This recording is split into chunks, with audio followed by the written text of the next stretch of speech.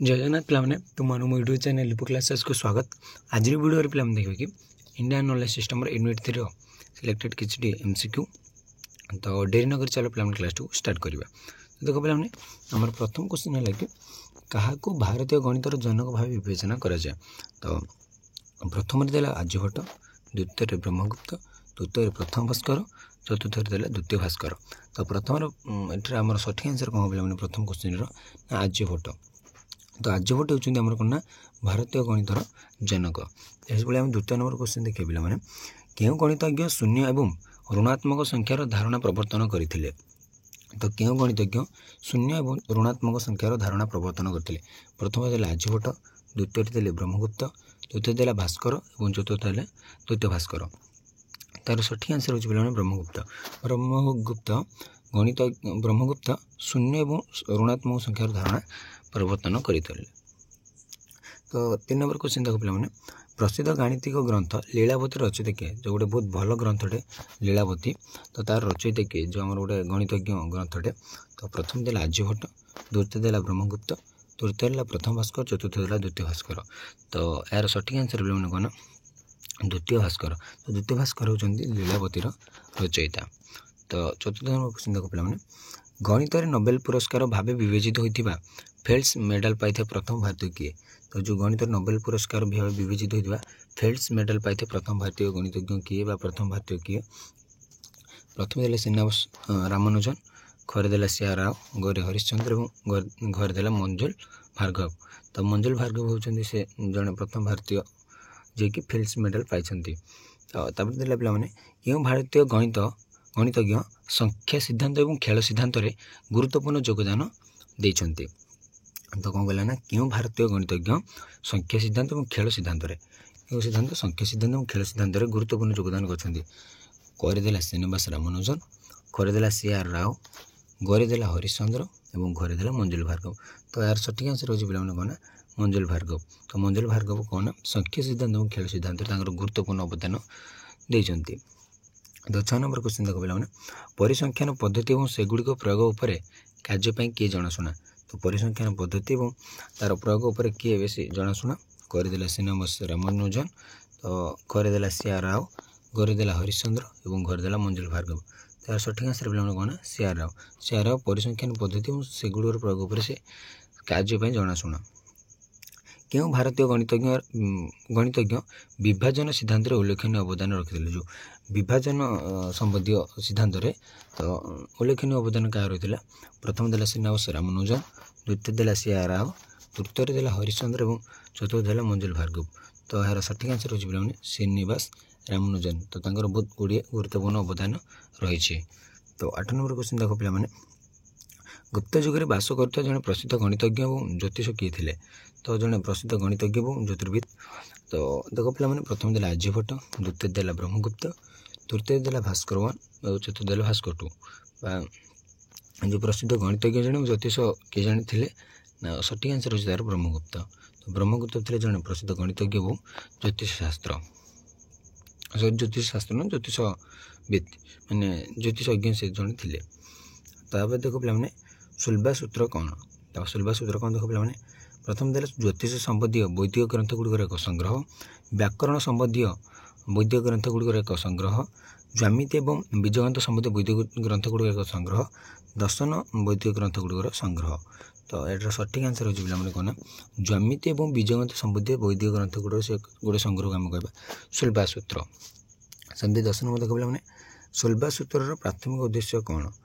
गणित एक तत्वगत ढांचा विकसित करने, वैदिक रीतिनीति यज्ञविधि निर्माण पर निर्देश प्रदान करने, जमी और संपत्ति एक माप व्यवस्था को सृष्टि करने, स्वर्गीय वस्तु गुड़िकर अध्ययन करने।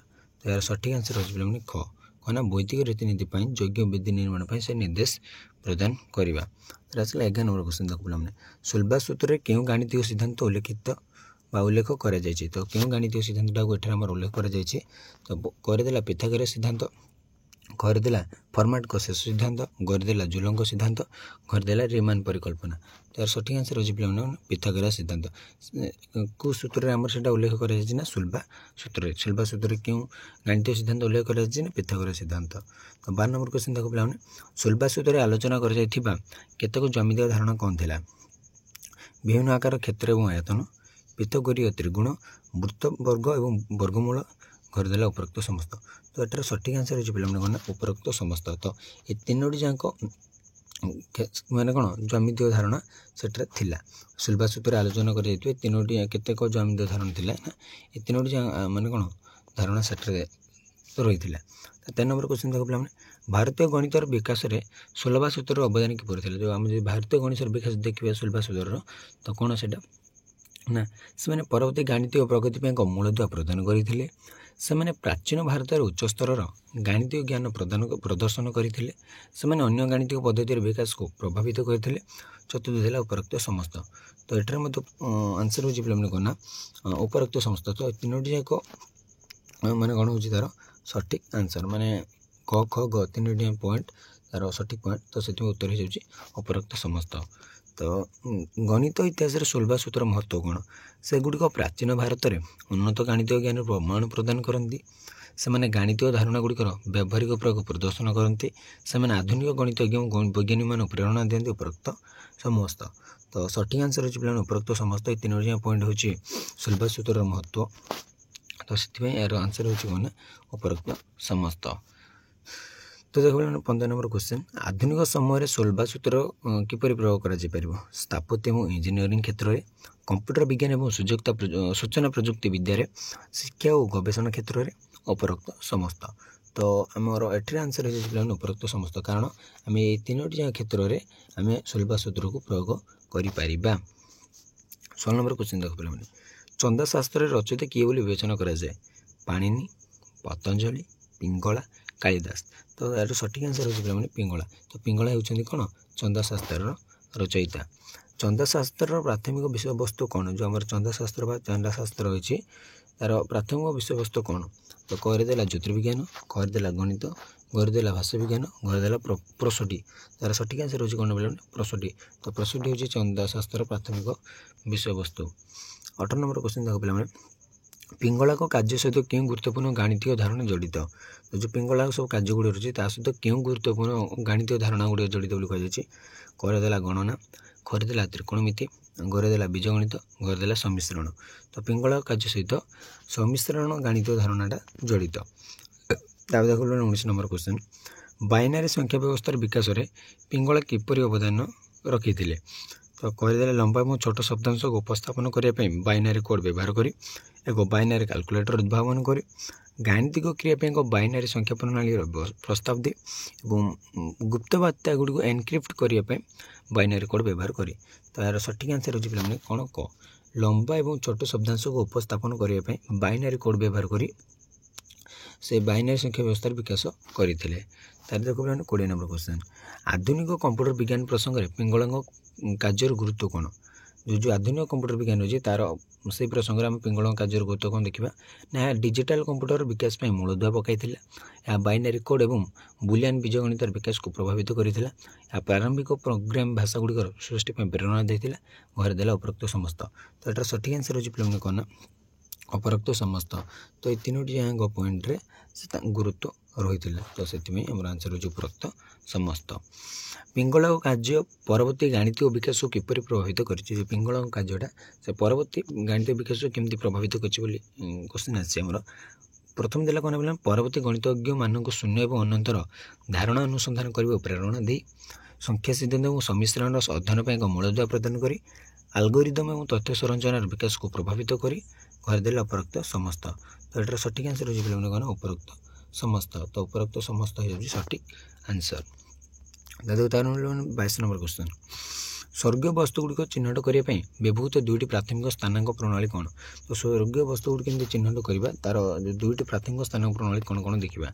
ପ୍ରଥମେ ଦେଲା ପୃଥିବୀ ଚାରିପଟେ ଏକ ଭୌତିକ ଗୋଲକ, ପୃଥିବୀ ଉପରେ କେନ୍ଦ୍ରୀଭୂତ ଏକ କାଳ୍ପନିକ ଗୋଲକ, ରାତ୍ରିକାଳୀନ ଆକାଶରେ ଏକ ସମତଳ ମାନଚିତ୍ର, ଏକ ମହାଜାଗତିକ ବସ୍ତୁ। ତା'ର ସଠିକ୍ ଆନ୍ସର୍ ହେଉଛି ପିଲାମାନେ କ'ଣ ନା ପୃଥିବୀ ଉପରେ କେନ୍ଦ୍ରୀଭୂତ ଏକ କାଳ୍ପନିକ ଗୋଲକ ହେଲା। ତ ସେଇଟା ହେଉଛି ମାନେ ଯେଉଁ ଗୋଟେ କାଳ୍ପନିକ ଗୋଲକଟେ ସେଇଟା ସ୍ୱର୍ଗୀୟ ବସ୍ତୁଗୁଡ଼ିକୁ ଚିହ୍ନଟ କରିବା ପାଇଁ ସେଇଟା ପ୍ରାଥମିକ ସ୍ଥାନାଙ୍କ ପ୍ରଣାଳୀ। तो 23 नंबर क्वेश्चन देखो पे स्वर्गीय वस्तु गुड़ चिन्हट करने व्यवहृत दुटी प्राथमिक स्थान पुराण कौन आउे पचारा तो विषुव और आकाशगंगा परिक्रमण और आकाशगंगा अनुभूमिक और विषुवीय अनुभूमिक और परिक्रमण तार सठिक आंसर हो पे कौन अनुभूमिक और विषुवीय। तार 24 नंबर क्वेश्चन देखो पे स्वर्ग विषुव रेखा कौन आकाशमंडल उपर देखा पृथ्वीर विषुव रेखार प्रक्षेपण आकाशमंडल उपर सूर्यंकर पथ आकाशमंडल मेरुगुड़िक संजोग कर रेखा और पर्यवेक्षक दिग्दर्शन। तो स्वर्गीय विषुव रेखा कौन ना आकाशमंडल उपर पृथ्वीर विषुव रेखार प्रक्षेपण को आम कह स्वर्गीय विषुव रेखा। तो 25 नंबर क्वेश्चन देख पे विषुवीय स्थानांक प्रणाली रे व्यवहृत दुईटी स्थानांक कौन ना उच्चता और आजिमुथ तो दक्षिण दिग आरोहण और पतन आकांक्षा और अक्षांश और द्राघिमा जेने दूरता और आजिमुथ। तार सठिक आंसर हो पे कौन दक्षिण दिग और आरोहण पतन यहाँ हूँ सठिक आंसर। तो सठिक आरोहण कौन देखिए भर्नान इक्विनॉक्स स्वर्गीय विषुव सहित पूर्व दिग माप कर कौणिक दूरता महाजागतिक विषुव रेखा ठारू उत्तर किंबा दक्षिण दिग माप कर कौणिक दूरता महाजागतिक वस्तु मध्य गति करता महाजागतिक मेरिडियन और उल्लंब वृत्त मध्य कोण महाजागतिक दिगंतर और महाजागतिक वस्तु मध्य कोण। तो यार सठिक आंसर हो ग नंबर महाजागतिक वस्तु मध्य गति करुवा महाजागतिक मेरिडियन और उल्लंब वृत्त मध्य कोण यहाँ हूँ तार सठिक आंसर। तो 27 नंबर क्वेश्चन देखो पे पराकाष्ठा कौन प्रत्येक भाव जड़े पर्यवेक्षक उपर बिंदु प्रत्येक भाव जड़े पर्यवेक्षक तले थी बिंदु उत्तर आकाशर मेरु दक्षिण आकाशर मेरु। तार सठिक आंसर हो पे कौन ना प्रत्येक भाव पर्यटक उपर बिंदु। तो सठिक आंसर हो कौन नंबर क ऑप्शन क। 28 नंबर देखो पे भू समांतर स्थानांक प्रणाली रे व्यवहृत दुईटी स्थानांक कौन आउे पचारा तो यार सठिक आंसर देखिए कौन प्रथम देला उच्चता अजिमुथ द्वितीय देला दक्षिण दिग आरोहण पतन घर देला अक्षांश द्राघिमा घर देला जेने दूरता अजिमुथ। तो एटार मध्य सठिक आंसर हो उच्चता अजिमुथ और आउ गोटे दिग दक्षिण दिग आरोहण पतन तो यहाँ हेबनी किंतु एटा उच्चता अजिमुथ हेब। तो 29 देखो पे अजिमुथ कौन भर्नार इनक्वेसिटी स्वर्गीय विषुव सहित पूर्व दिग माप कर कौणिक दूरता महाजागतिक विश्व रेखाटर उत्तर कि दक्षिण दिग माप कर कौणिक दूरता कौन सी महाजागतिक पूर्ण दे गति होता स्वर्ग मेडिन उल्लंब वृत्त भाव कौन महाजागतिक दिग कौन सी महाजागतिक वस्तु मध्य कौन। तो यहाँ पे आजिमुथ 2 थर पचार सरी से हूँ आरोहण। तो आजिमुथ हूँ पे कौन ना हाँ भर्नाल इनक्वेसिटी स्वर्गीय विषुव रेखा तो यहाँ हूँ तार सठिक आंसर।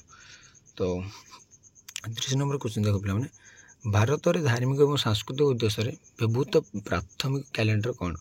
तो प्रथम देला आमर ग्रेगोरियन कैलेंडर घर देला जूलियन कैलेंडर घर देला हिंदू कैलेंडर और घर देला इस्लामिक कैलेंडर। तो यार सठिक आंसर हो कौन इस्लामिक कैलेंडर। तो 31 नंबर क्वेश्चन देखो पे गोटे हिंदू कैलेंडर वर्ष के मास थाए 10 11 12 13 किंतु आमर कौन 12 मास थाए पे। तो आम हिंदू कैलेंडर प्रथम मास क्योंटी चैत्र बैशाख ज्येष्ठ आषाढ़ तो यहाँ हूँ बैशाख स्टार्ट हुए हिंदू कैलेंडर आधार कौन सौर चक्र चक्र चंद्रचक्र सौर और चंद्रचक्र मिश्रण उपरोक्त मध्य कौन नुहे। तो सठिक आंसर हो कौन सौर और चंद्रचक्र मिश्रण। देन 34 नंबर क्वेश्चन देख संवत्सर कौन हिंदू कैलेंडर एक निर्दिष्ट वर्ष हिंदू कैलेंडर 60 वर्षर चक्र चंद्रमास और सूर्यपराग। तो हिंदू कैलेंडर आम संवत्सर हूँ हिंदू कैलेंडर 60 वर्षर चक्र को आम कह संवत्सर। तो क्यों पर्व हिंदू नववर्ष आरंभ को चिन्हित करे दीपावली होली दुर्गा पूजा उगादी जोटा आम गुड़ीगुड़ा पर्व कहे तो हूँ कौन गुड़ीगुड़ा पर्व को आम कहे कौन हिंदू नववर्षर आरंभ होला बोली। तो आज क्लास को एट रखिए परवर्ती क्लास रे देखा रोचे जय जगन्नाथ।